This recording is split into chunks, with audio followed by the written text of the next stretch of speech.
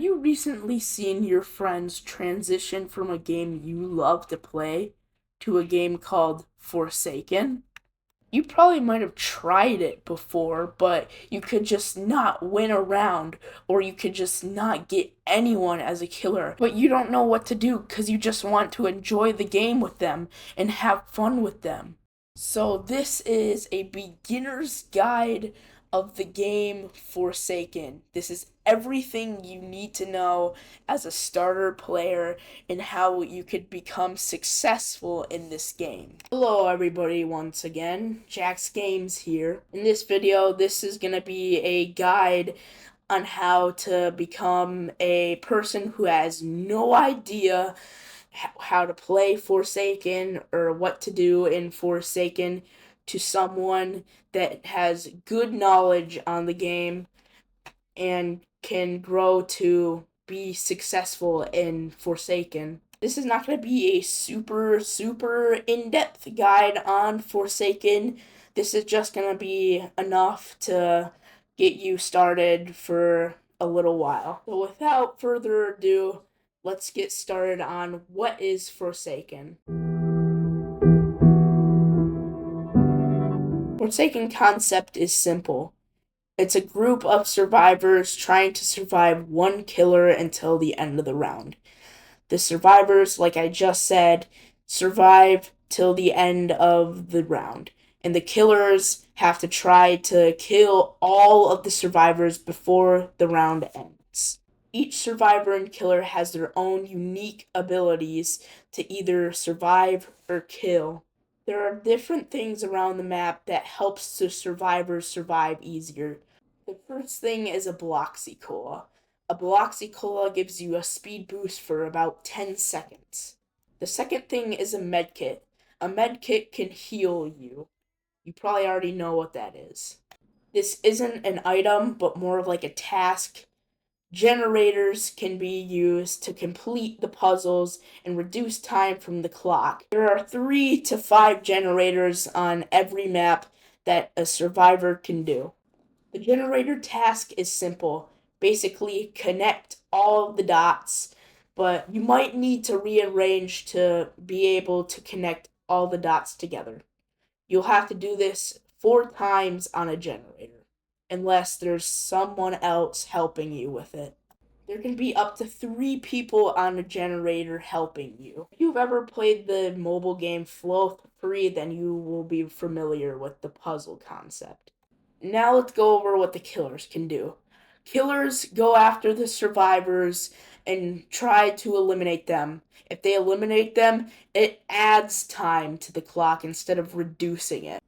The last man standing is basically what it sounds like. The last person standing in the round. The clock immediately goes to 1 minute and 10 seconds and a special theme plays. When you're in the lobby, you can see a malice count on your username in the leaderboard. The higher malice you have, the more likely you'll become the killer. You can increase your malice by doing generators. Otherwise, I think you get 1 malice per round. Is something clicking in your head? Yep, this is basically a Roblox version of Dead by Daylight. At the time of recording this, there's 10 different survivors and 4 different killers. Now that's all of the basics that you need to know. Let's hop into the survivors first.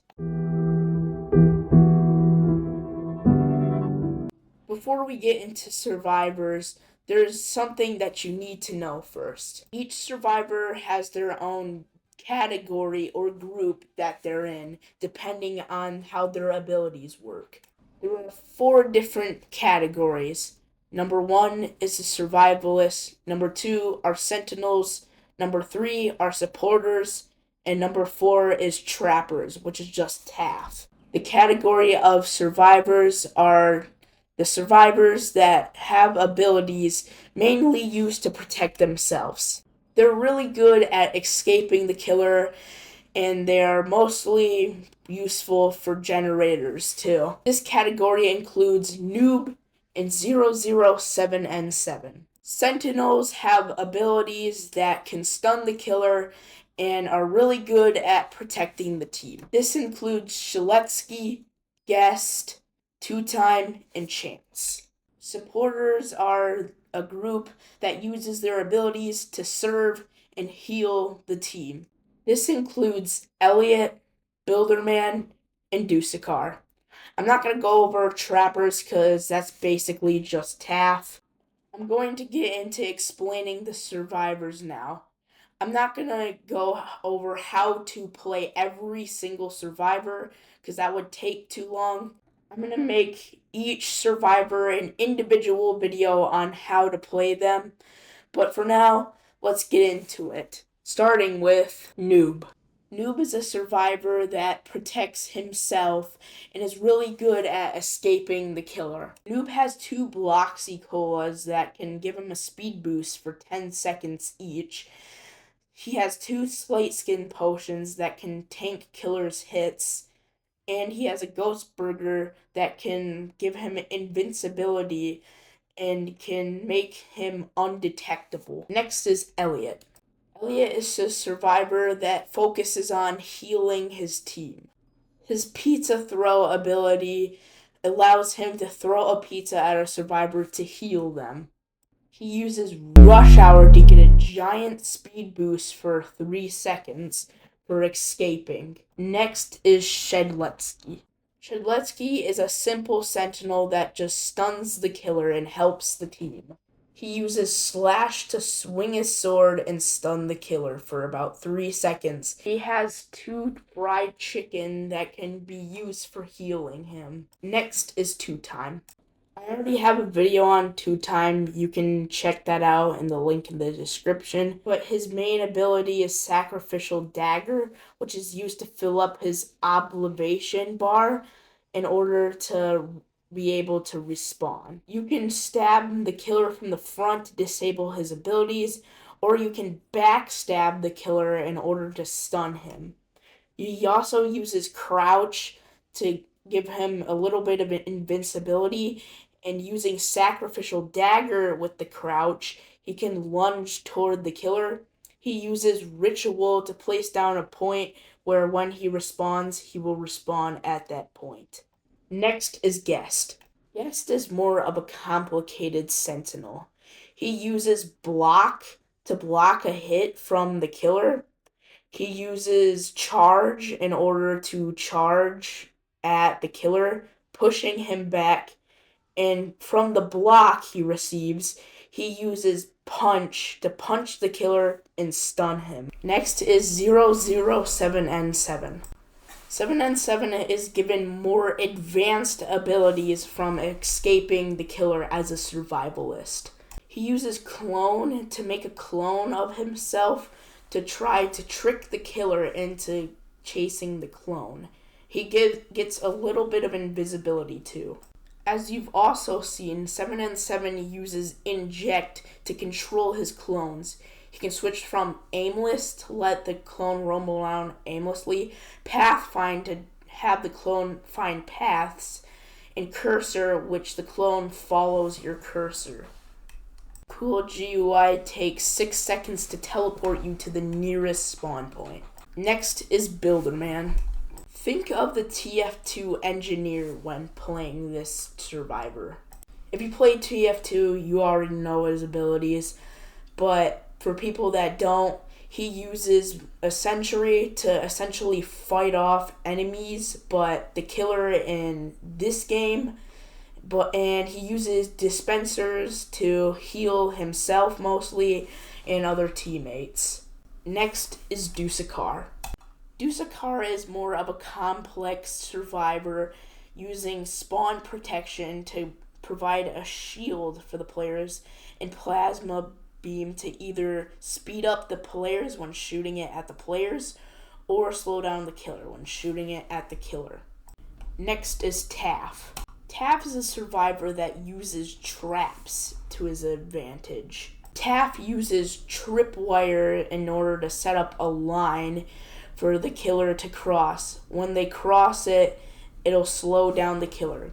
He also uses subspace trip mine in order to place down sort of like a bomb and then it'll explode, providing them with subspace, which ruins their camera for a little bit. And finally, chance. Oh boy, this is going to be so hard to explain. Chance is a luck-based survivor. Let's talk about coin flip first.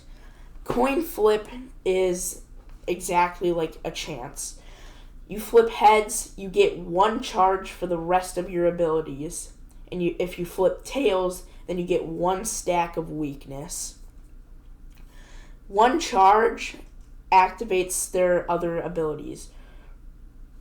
1 shot needs at least 1 charge to be activated, but using 1 charge lowers your chance of the gun working and stunning the killer.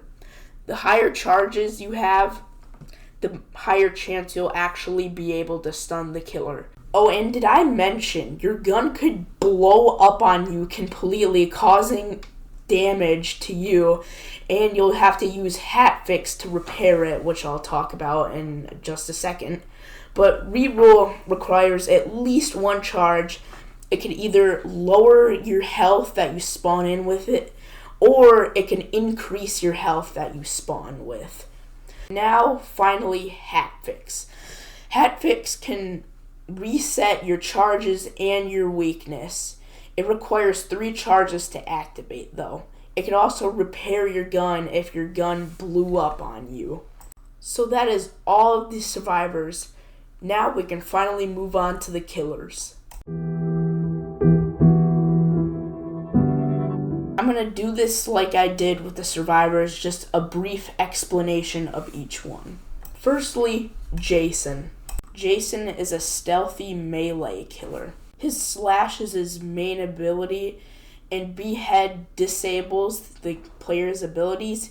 He uses gashing wound to do small bits of damage in 1 hit. Then he uses raging pace to fill up his stamina while traveling at a faster speed. And he can also lunge, and his attacks do more damage. Next is Cool Kid. Cool Kid is more of a surprise attacker, and it's good for cornering other survivors. His main ability is Punch. He uses Corrupt Nature to shoot a projectile brick. Walk Speed Override makes him lunge a far distance at you, and Pizza Delivery summons minions to go and find you. Next is John Doe. John Doe is more of a map controlling killer. His main ability is Slash. He uses Corrupt Energy to summon spikes that can attack the killer or to trap the killer. He uses Digital Footprint in order to place a trap for when the survivor walks through it, they take damage. He uses 404 Error to track all the survivors in the map. Finally, we have 1x, 1x, 1x, 1. 1x, 1x, 1x, 1x, 1x, 1x, 1x, 1x, 1x, 1x, 1x, 1x, 1x. 1 is a ranged killer that relies on his abilities to sort of snipe the survivors. He uses Slash as his main ability, Mass Infection as his main sort of sniping, Entanglement to stun the survivors or freeze them would be a better term, with pop-ups that they'd have to click to be unfrozen, Unstable Eye to gain speed, and you can see the player's outline to track them. And they use Rejuvenate the Rotten. When after killing a survivor, they can use it to make a clone or a minion that will track down the survivor from a short distance. Now that is all the survivors and the killers covered, but there is some other stuff that you need to know before we get into some tips and tricks on how to start. You could get something called a status effect when getting hit by the killer or using one of their abilities or using one of your abilities, like a heal or speed boost. Here's an example. You could get bleeding 1 mainly from getting hit by Jason, which takes damage. You could get speed, a number, and that's how much like speed boost you get. Or you could get like weakness, which it like how vulnerable you could be. The higher the number on your status effect, the more impact it'll have. There's also a special abilities that only certain survivors and killers have called passives. They have no cooldown, but the killers don't exactly push a button or like use them at a certain time. They're activated all the time. Here are some that you mainly need to know. Elliot's Deliverer's Resolve allows the pizza to heal 25% more every time a generator has been completed. And also, Elliot has Order Up, in which if someone gets attacked, they're revealed their outline, and so possibly the Elliot could get to them and then heal them.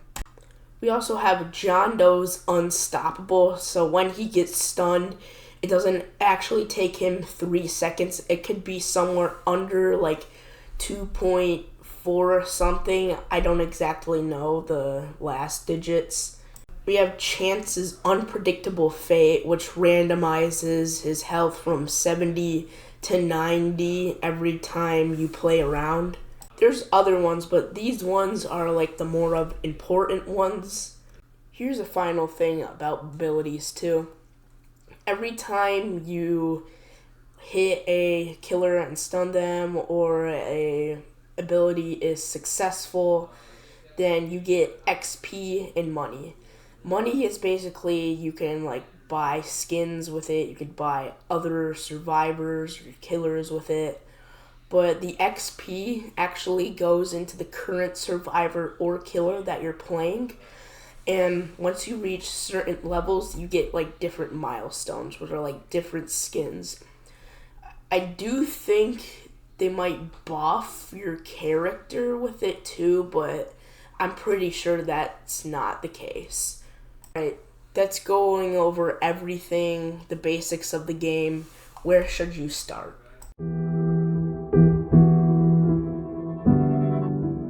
Now that you have a little bit of knowledge on the game, you start to hop into the game and start playing it. You see that you have 3 survivors that you can choose from, 3-star survivors, and you have Jason as your killer. Now you have Elliot, Noob, and Shaletsky.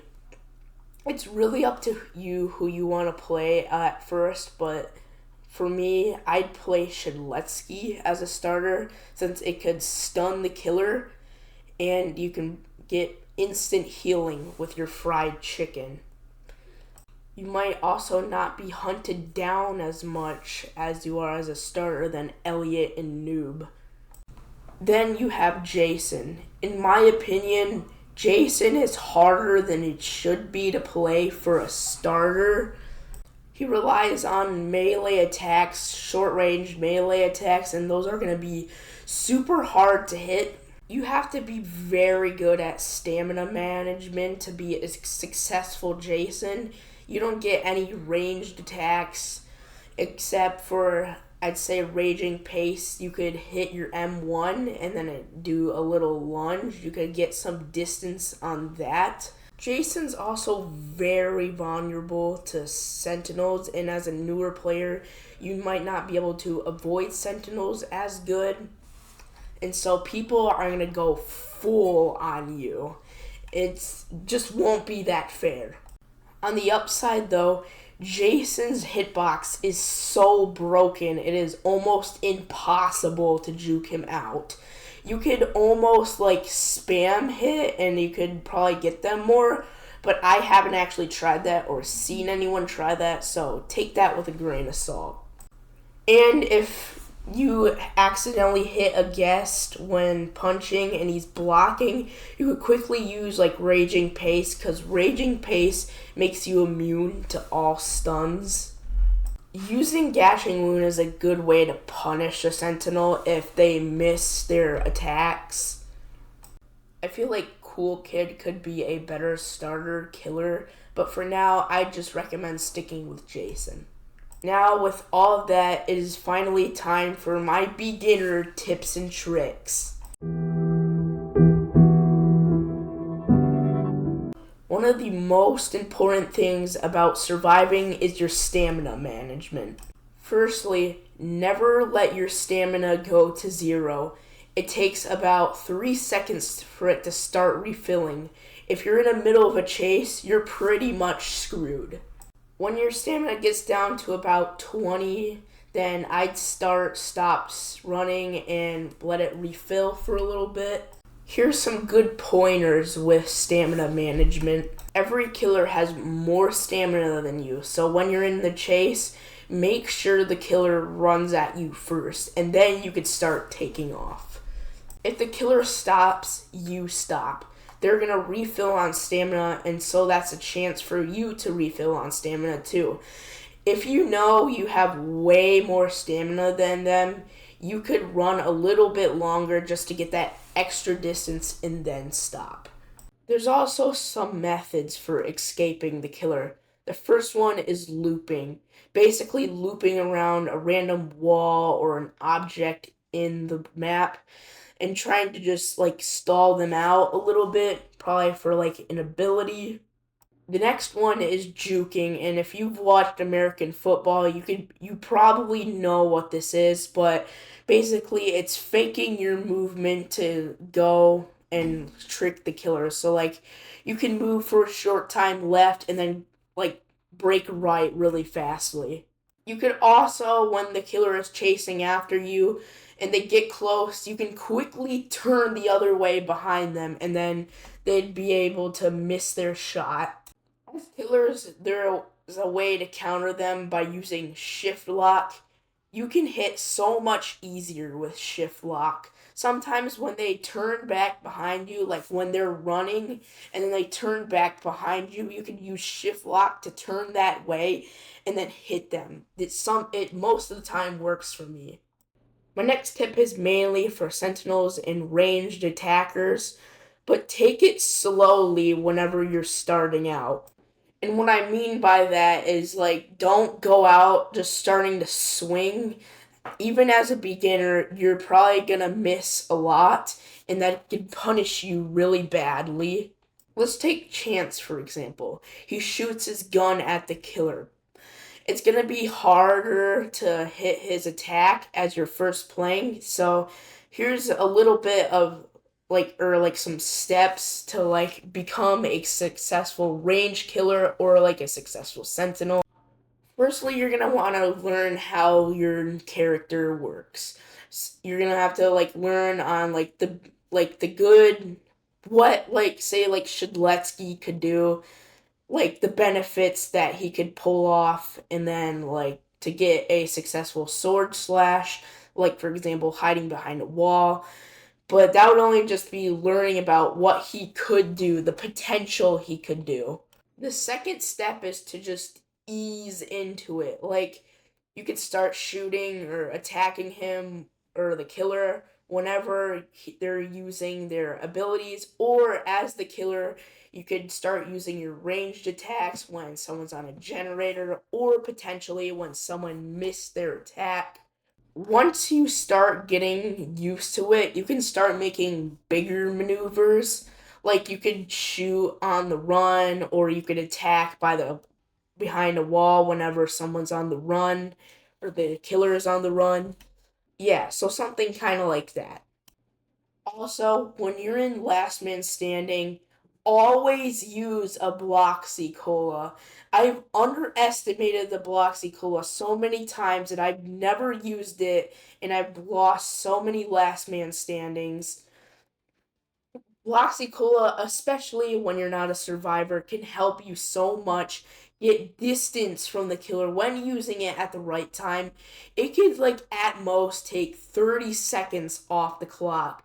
You'll just have to remain and start pulling off like moves that could either like stun the killer, or you could just like full on try to run it out until the end of the timer. Just use your player's or character's ability as your advantage. Now there's something like that I like to called a well-rounded team. Basically, it's like this little system. I'll show a diagram. Okay, so this is like a diagram showing what everyone's purpose is. These are the sentinels, these are the supporters, and then these are the survivors. So, simulating a scenario, say one of these people get attacked. The supporters serve them, and in return, they complete the tasks for them. They also complete the tasks for the sentinels, and in return, the sentinels protect the survivors. And then whenever they serve them, in return, the sentinels protect the supporters. So basically, this is like a whole cycle. So whoever you're playing, keep this thing in mind. Here's a small final tip. Whenever you're doing a generator, face your camera away from the wall of the generator. Normally generators are on walls.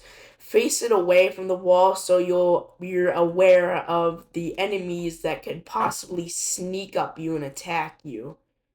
Alright, that is all the tips I have. Here are some final things that you could check out. There are achievements that you can get by doing like special things in game. There's like different categories and stuff. It's a fun thing to get after. You could also get some free skins from it. Okay, now that is everything you need to know to get started on playing Forsaken. You can now join your friends and have fun with the game now. I'm gonna say this before you start playing. It's important to be patient with yourself. Of course, you're not going to be the best player in Forsaken after starting the first time. There's going to be people that are going to go try hard mode on you, especially since you're the first time. Don't grudge it. You'll definitely get better the more you start playing. I started learning and getting better once I started leveling up with my killers and playing a whole bunch of survivors, and I could know what is good for me to do in the game to make me more successful. But you'll just learn over time and you'll make your own decisions that can be good and can lead you to winning. I'm gonna make individual survivor videos and killer videos on how to play them to their fullest potential and the easiest way. Except for two time though, because I already have a video on him. You can check that out. I'll leave it in the link in the description. But yeah, that's pretty much all I have to say. Just have fun. Don't worry about losing. And I'll see you guys in the next video.